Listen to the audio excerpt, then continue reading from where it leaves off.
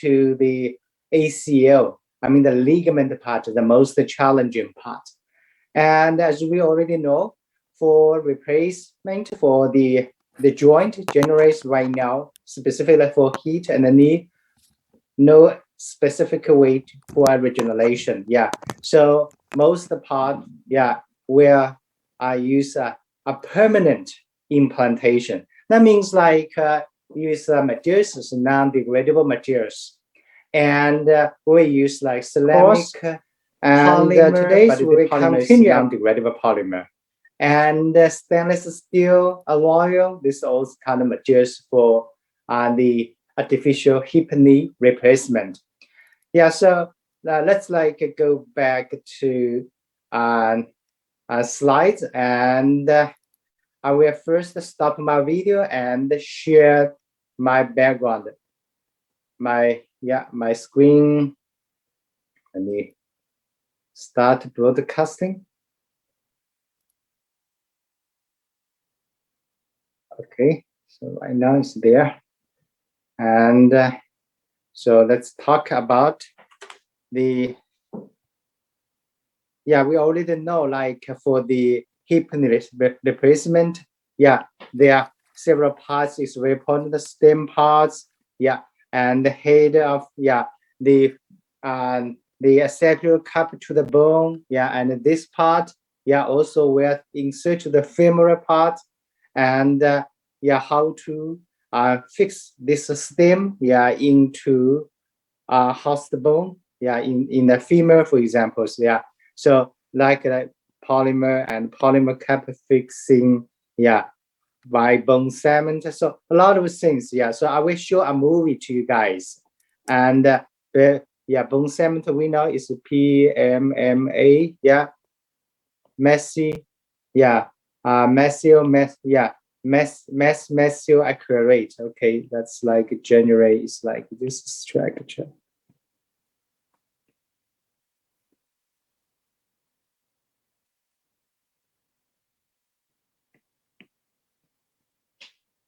Polymethyl, this one. Sorry.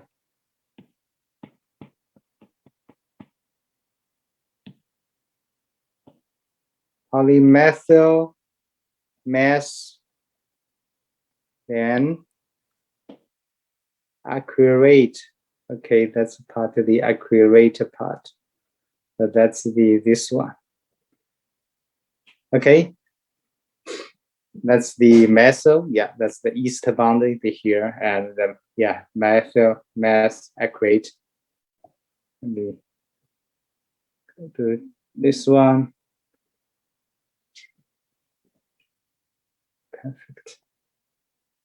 And go to this one. So you guys can see my screen, right? Any students can confirm? Confirm? Yeah. Yes, so we can. Yes. Perfect. Thank you so much. So that's the bone. Bone cements. Bone cements like to fix the structure there. So fix the artificial device.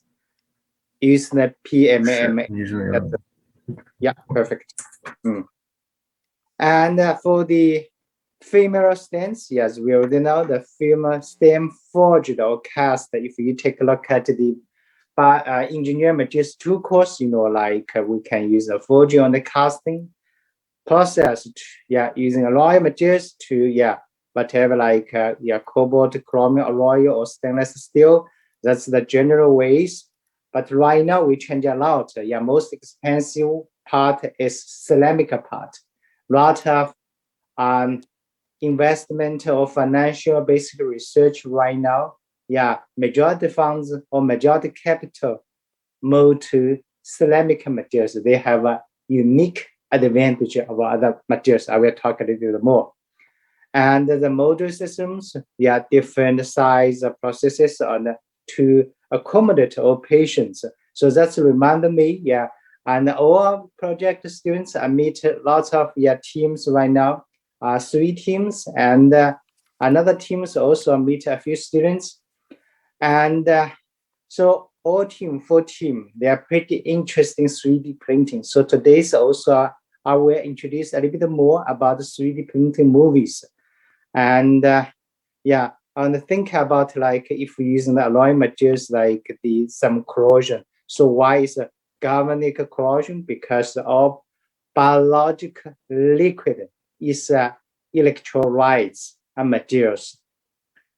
Yeah, is a salt, is a PBS, for example. It's a lot of like salts and with pH change. Yeah, and yeah, that's the so why we need to consider the corrosion because of the electrical chemistry.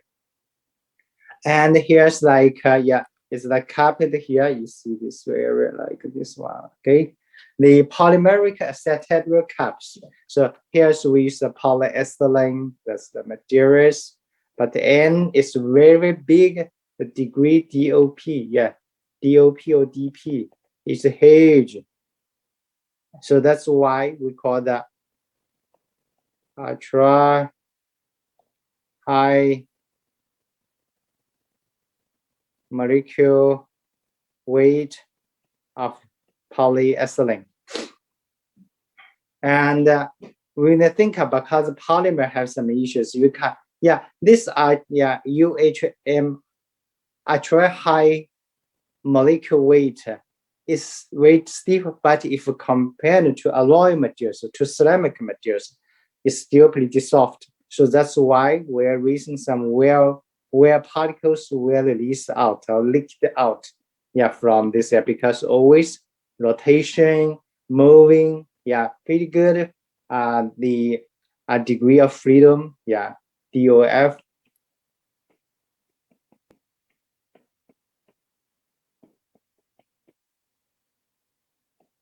But where cause them, yeah, where particle, and when a particle happens, yeah, leaked out, yeah. So we have elicited some, if yeah, inflammatory response, and also we cause some morphological and chemical change to the surrounding environment, and some, yeah, some response, yeah, the particles with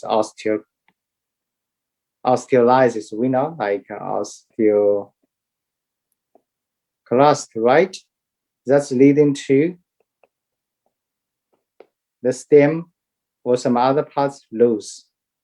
And infection control is a lot, yeah, fails because of the infection. So that's like, yes, some quite a few research focus later the bone cements is like is antibacterial PMMA. And yeah, and then nitrogens, yes, it's for the, yeah, yeah, and to avoid the, yeah,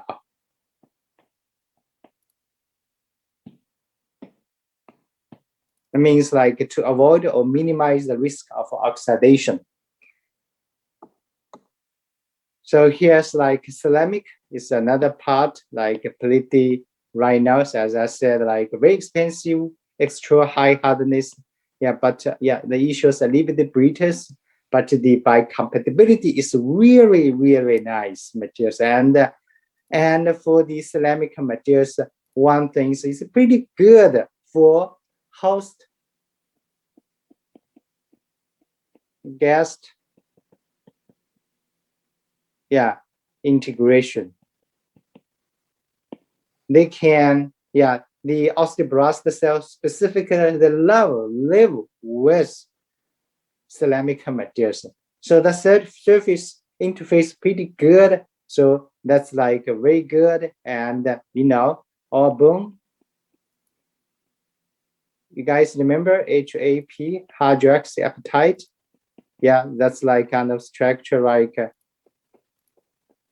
this kind of materials, calcium phosphate. So that's like the ceramic materials. The structure is ceramic. This one is also ceramic. They have a natural kind of, yeah, have a natural comfortable live together. So like aluminum oxide, femoral head, yeah, and yeah, with lower wear rate, that's pretty good. So the particle is not like easily be well, yeah, like this one. where particle can be controlled, have a good control. But like will cause some bleed cause fracture. And so we can need like a control the grain size and using like the engineering materials tool course, like manufacturing way. And for cobalt, chromium, alloying PE, for examples, like you see, the particles every year, yeah, you will see like the around average is like 200 the concentration of particle is like you can see the macromolar, okay, but the PE, yeah, aluminum PE definitely, yeah, it's around like a decrease. So that's for the particles. And for the metal replacement and resurfacing, yeah, the surface is part, okay, yeah, these areas. Rest-bound is removed and not for ceramic and polymer. That's for metal, always need like a second minor surgery. And the bone cements we already introduced, like, yeah, generally we use this one, PMMA, and the materials with us we already need, yes, PMMA is most popular, yeah, bone cements. And sometimes like, yeah, we can get this surface a little bit, yeah, porous surface compounds. So later the bone can grow inside. That's like leading to integration. As I said, host guest. Okay, the bone grows, but remaining, yeah, intimate control and the size, of course, yeah, that's the way we can use, like for examples like plasma treatment. That's we already introduced in the material surface part, physical part, or we can use an NOH. That's interesting. Yeah, strong base to etch the surface, and we can get very beautiful porous structure. And later the bone, yeah, can ingrows inside. So that's like kind of like yeah, how to design a bioactive surface. So we can come, yeah, later the surface modification, for examples like we have more kind of OH group or COH group or sometimes amine group. That's, yeah, the bone cells osteoblast pretty happily with this kind of structure. And even like I can conjugate for what? Some OP1. We know like the surface has some pore, right? Porous structure is there. So why not like on the surface, I conjugate or I put some OP1. Yeah, OP1 is BMP7. Yeah. So here's like a kind of, yeah, the specifically kind of growth factor regulator. Another one's like, yes, RGD. That's the amino acid, the 3-RGD. Yeah, 3 short amino, that's the cell will be happy to stay where like they stay on this kind of structure. They know, the cell know, yeah, osteoblast know, the RGD, okay, I know, then we can, yeah, sit together. That means like then osteoblast will produce the matrix for the integration. The strength of the bond, yeah, so later the bond like the density or like some chemical, yeah, specifically for examples like this one. So this one's at the hydro group. And if meet with the tissue in the human bones, we know we have amine group, they can make reaction from a covalent bond automatically. And the degradation control, the surface materials or mechanical property of coating procedures. So sometimes like, after plasma, treatment, so later the surface is pretty active. Then we will spray coating HAP or HAP hydroxyapatite. There were like coating procedures. So always like would like to have this one. The purpose is integration between host and guest. The stem part, this part, with the patient's the bone tissue, they can integrate it perfectly. So that's the first part. Let me show you a short movie about the hip knee replacement.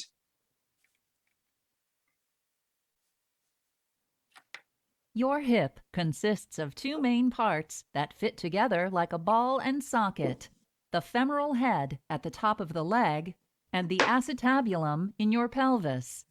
Cartilage between the femoral head and acetabulum provides cushioning between the bones and allows for smooth movement. A total hip replacement is usually done when severe damage from arthritis or injury has made it difficult to perform daily activities without severe pain or restricted range of motion. During the procedure, the femoral head and acetabulum are replaced with artificial components called prostheses. An artificial hip prosthesis consists of a cup called the acetabular component and a stem and ball called the femoral component. Before your procedure, you will receive intravenous fluids, antibiotics, and medications to help you relax.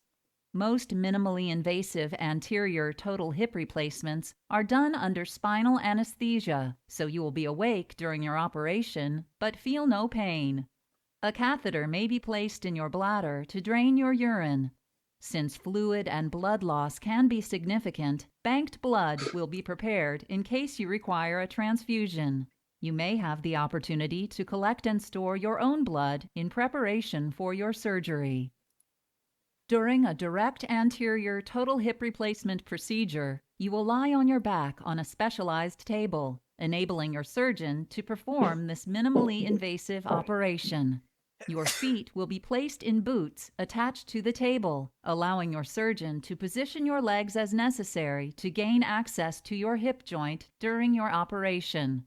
A fluoroscopy machine may be used during the procedure to help your surgeon position your prosthesis more accurately.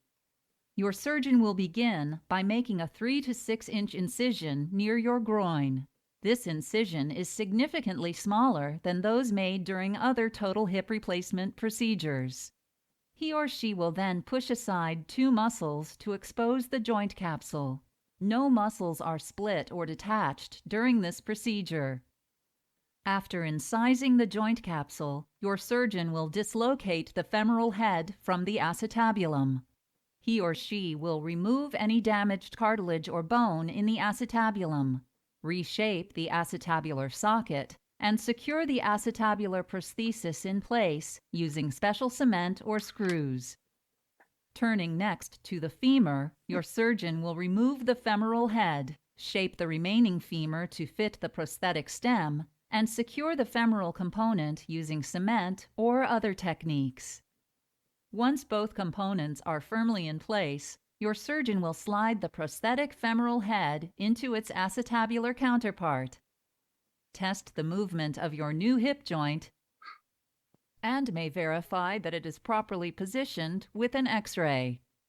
Your surgeon will then close the joint capsule and reposition your muscles. He or she may place a drain in your hip to remove excess fluid and close the incision with stitches or staples. So that's about the artificial hip replacement. And now we go to the second part for today's lecture.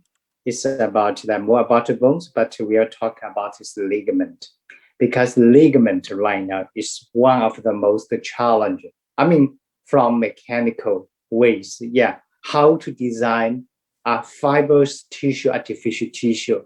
They're aligned together and can attach to the bone and provide the super mechanical strength, tough tissue. So it's specifically here is the ACL. That's like, yeah, this is for the knee part. Yeah, for example, that, yeah, anterior cruciate ligament, ACL is a tough fibrous structure. This one, okay, ACL, and that's the tibial and the femur part. Yeah, in your leg. Yeah, so the tough tissue structure attached to the tibia. You see, and the low part, yeah, low leg bone to the femur. This place, the femur, the thigh bone. So this ligament helps to stabilize the knee by preventing excessive forward movement of the tibia on the femur. So that's like, yeah, that's the cartilage part, but here's the, yeah, this part. And if you take a look at the ACL, it's a band-like structure, dense connective tissue. So generally it's like lots of lines, yes, assembled together is collagen fibers. So collagen is very important.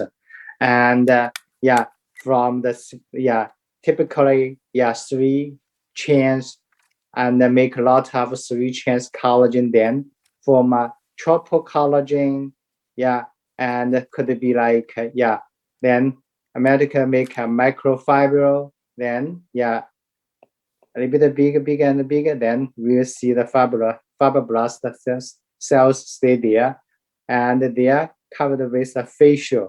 Fascia is a, yes, kind of a film. So multiple, yeah, structure like a space or room, using like a facial tissue to separate them, but all together form a tendon tissue. So for examples like a rope, yeah, multiple rope, yeah. So each rope, yeah, for examples like this one, a lot of fibers together, then, yeah, another layer, yeah, they mix together, okay, yeah. So anyways, very strong, the tough tissue, and or like sub-nanometer, from sub-nanometer structure to, yeah, to the millimeter to centimeter diameter. You see like 0.5 millimeter, yeah, and it could be even bigger. So for the ACL plays important role to provide, as we know, like the stability to the knee and some functional movement, and most frequently damaged tissue during the, yeah, sports activity like football, yeah, and hockey player, and yeah, basketball player, a lot of, yeah. So in the US alone, there are, yeah, 100,000 to 200,000 ACL injuries annually.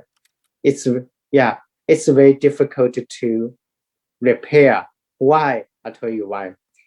This part, if like a tear happens, complete tear happens, if we use a suture, so even for suture, pretty challenging. How to make this part combined together. So if the suture will cause some, lots of suture will cause some, for examples, one is not strong. No, so that's like they even use a steel suture, but it's non-degradable. Some other issue happens. Yeah, strong will cause sometimes like scar tissue. That's not good. Yeah, scar tissue in the place. So it means like, yeah, will cause some stress concentration if scar tissue, yeah, scar tissue produced here.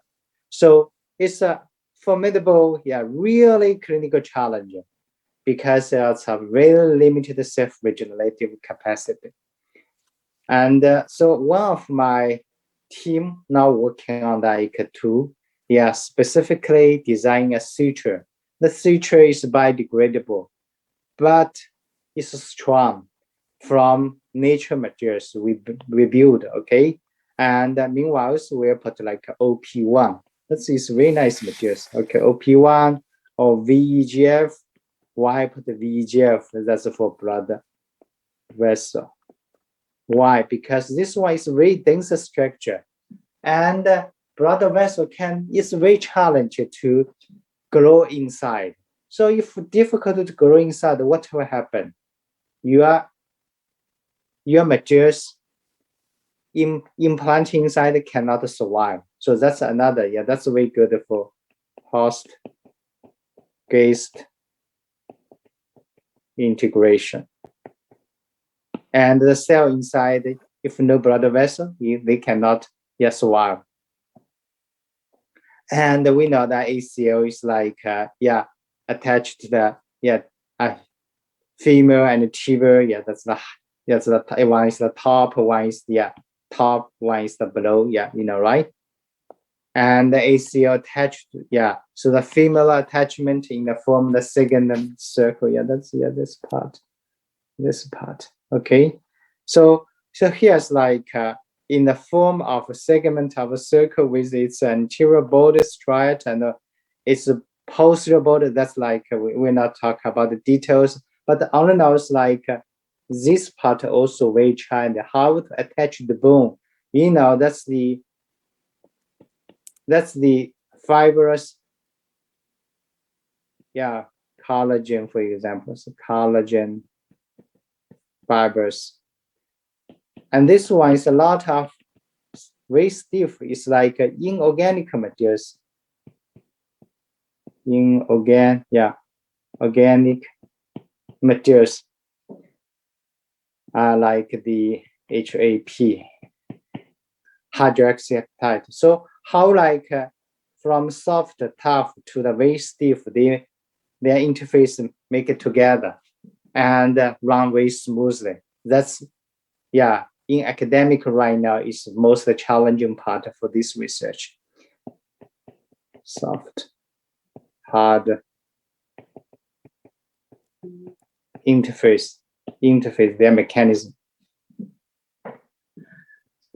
So the range generates like a few centimeters. So and the width like as I said, like a millimeter to centimeter. So 40 to 90% of patients with ACL injuries go on to develop a knee osteoarthritis. Generates the finally we're leading to what? We're leading to knee replacement. So that's like doctor or some other advisors would suggest you like to do some swings, swimming, all this kind of sports activity. The most treatment cannot alleviate the pathological condition, but instead of exacerbate. So no way, only like a cartilage. We know the cartilage, right? Cartilage, or like a knee ACL. So only way is damage is damage. No way, only getting worse and worse. Definitely will not get better if without a specific treatment. So that's the story. Non-regeneration, getting worse and worse, no specific.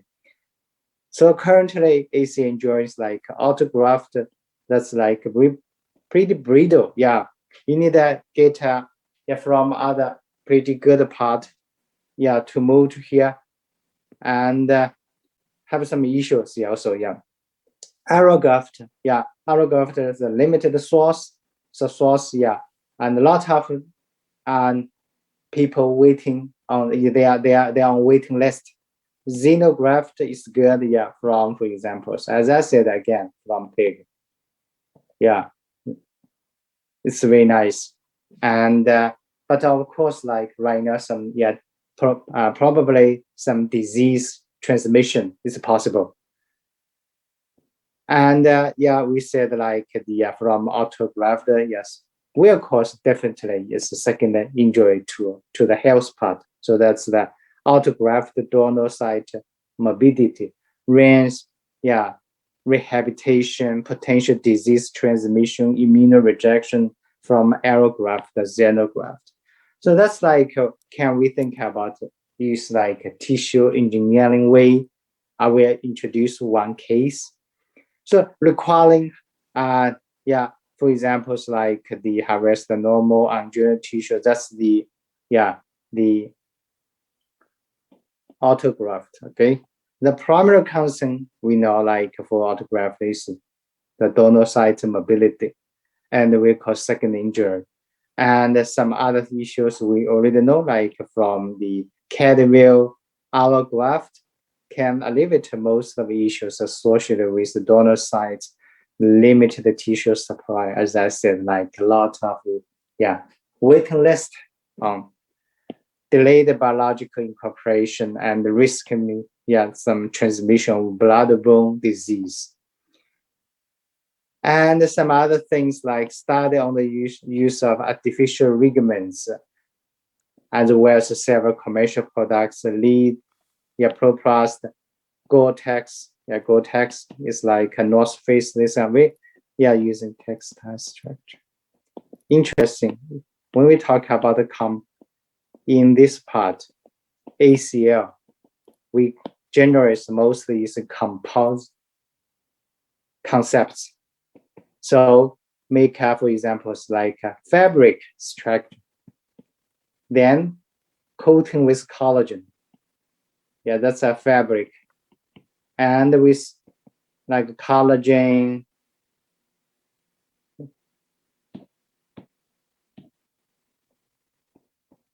plus cells or growth factors, okay? So this product developed like in 1970 to 1990, but right now it's like more kind of tissue nearly waste. And this one's use a textile structure, but no cell, as I said, within cells and within growth factors, that will lead into a lot of the budget, then you expect. And so here's like gamma materials, biomaterials and tissue engineering ways, the collagen, the silk, hyaluronic acid, the cadmium, arginate, so some others synthetic polymer, okay? And collagen silk, we introduce one example is using silk and with collagen. And it's pretty nice, but the issues like have some mechanical, that's the most issues of strength. So cell source, we can use bone marrow stem cell or adipose stem cell, that's from fat tissue, because our body always have a lot of, have abundant fat could be used and very safe to use and very nice. Right now it's very popular. And some growth factor, you see like the epidermal growth factor, fibroblast growth factor, or like the insulin related growth factor. So a lot of, but my ways I would like recently, that's like because that's the knowledge is it's pretty even see like in that around 10 years ago. So right now it's a lot of VEGF, OP1, BMP2,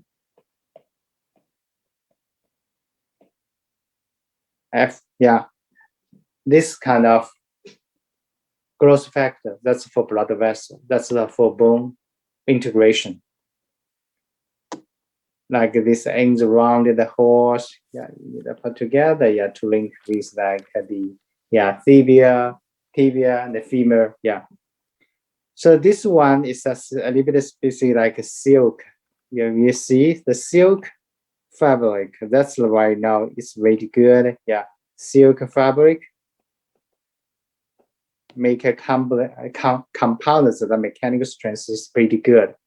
And immersed with collagen. So collagen is the cell really nice for the growth, and then wrap like a rope together. So to this one increase mechanical strength increase. Pretty good. They in the rabbit for try. So that's it. What's the silk fabric? What's the silk fabric for? Oh, silk fabric, this one, generally it's like fabric can provide as a reinforced face. Uh, did you take the course in engineering materials 2 course? Mm-hmm. Yeah, so we have a chapter is composite materials. So composite materials have like a matrix, right? And the reinforced face, the fiber as a reinforced. So here's like silk, we know the silk like from cocoon, very stiff materials, right? They can put into the fabric format to provide the mechanical strength. I don't think you understood my question. I was asking what is this material used for in the body? This silk Yes. for the tendon. Oh, Yeah, okay. that's Japanese tendon. Okay. ACL, yeah, ACL tendon. Yeah, is from the hip knee, the like this one. We are all this chapter is for the ligament and the tendon part. Got Is it. it clear? Yeah. Yeah. If you put in the body like this one, you see this they will cut this part. Let me go more clearly. Yeah, they cut it. You see nothing there. Yeah, then repair this. Let's see. Right? So that's the purpose. Yeah, we want to use this as a knitted silk collagen sponge. So using fiber reinforced collagen and silk fabric immersed with collagen or coated with collagen. Some other bone defects, also think about is like bone tumors and the fracture like this one, internal fixation. This is this royal. That's the one. The movie, guys, remember for the shoulder, the movie 3, right? Using OP1 part. That's for the fixation. The parade, schools, and roads. Yes, this one. And the shoulder. Hello? I have a question. Yeah. Can you go back to a slide to the silk implantation? How do Yes. they manage to no, one down, one down. Yeah. So how do they manage to connect the soft hard interface? Oh, they use a suture. Using a suture. So you see like this one, for example, see the bone, right? They make a hole. And this one is the AC, artificial ACL. So they are from the hole to penetrate, make a perfect, make a very good, I will not say it's perfect, make a fixation. That's it. That's the pretty common method they right now use. Is it clear? Is that strong enough? That's the only way.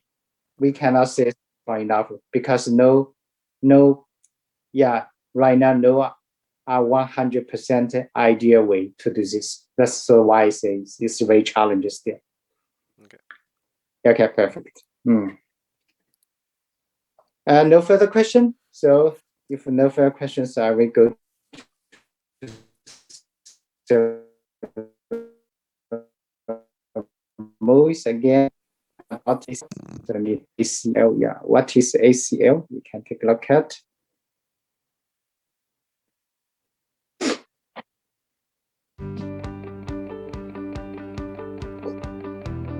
You may have heard about the ACL, but let's talk about what it is and how it works.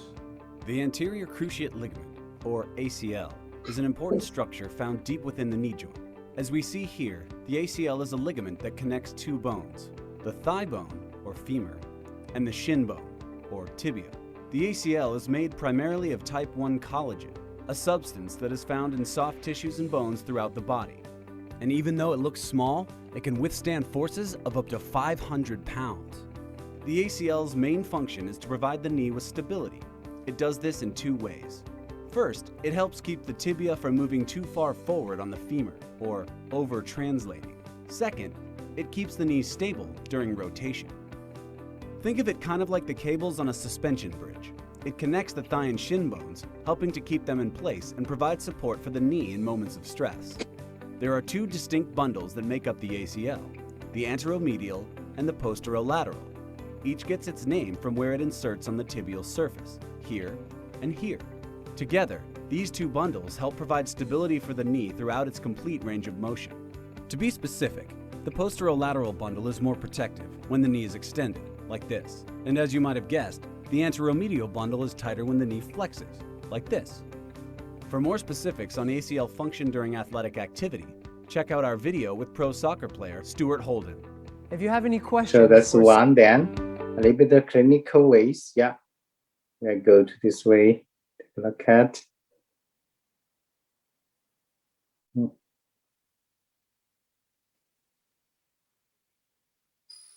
Immersion media, next generation training and instructional media.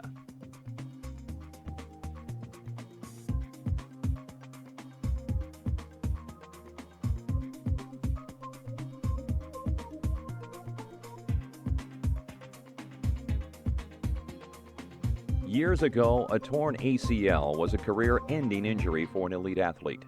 With advances in technology, surgical procedures, and rehabilitation, however, an elite athlete now has an excellent chance of returning to high-quality sports participation.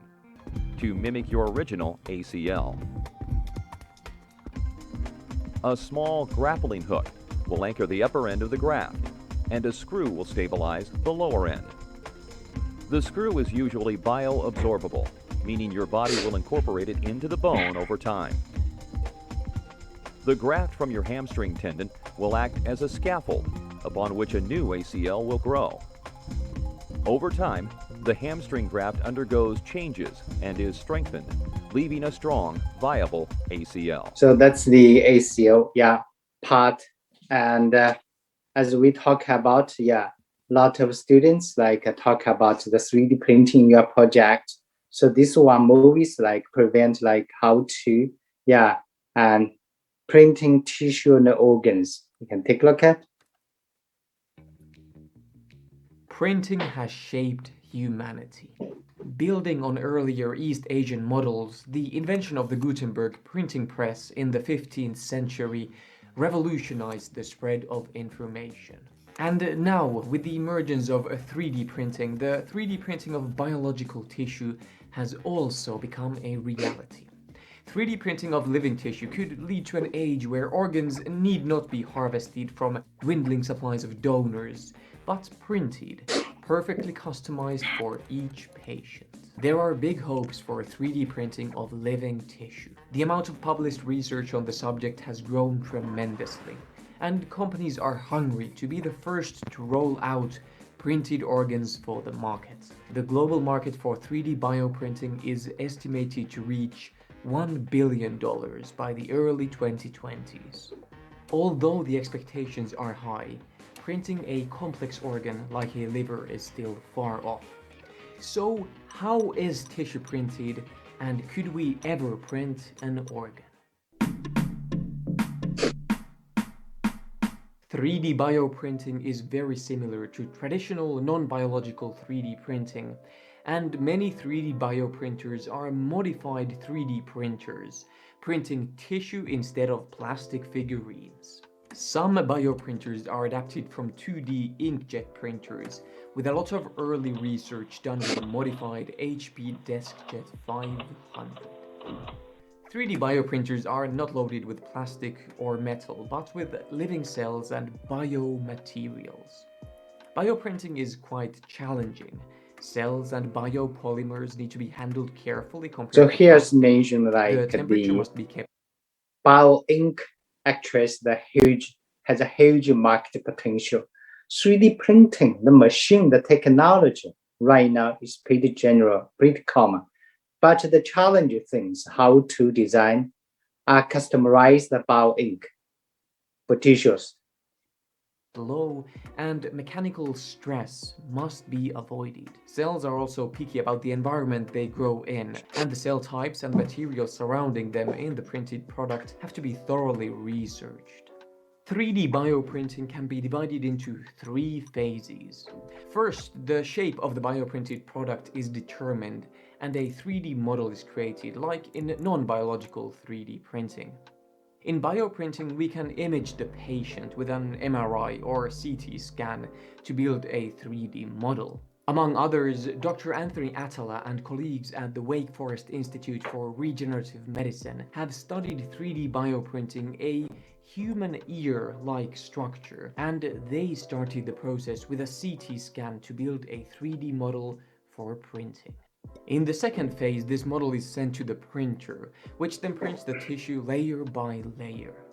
The 3D information is translated into stacked 2D layers that the printer understands and can add one on top of the other. Finally, the printed tissue is allowed to mature.